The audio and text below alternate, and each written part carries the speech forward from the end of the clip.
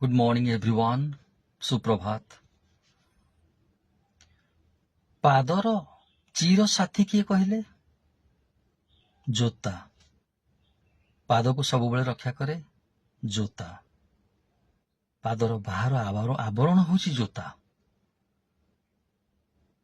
निरापद सब रखिथे पाद को जोता।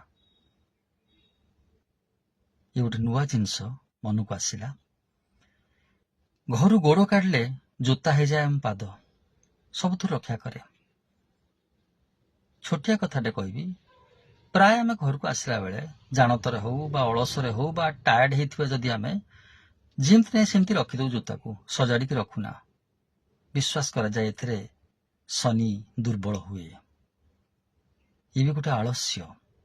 जोता सजाड़ी के रखिबा के समय लागिबो? गोटे सेकेंड 2 सेकेंड सीधा रखिबा, एपट सेपट रखिबानी। जदि अन्य कहार भी घर परिवार रो उल्टा अछि ताको सीधा करदबा। ओलटा रखा जाएनी कदापि।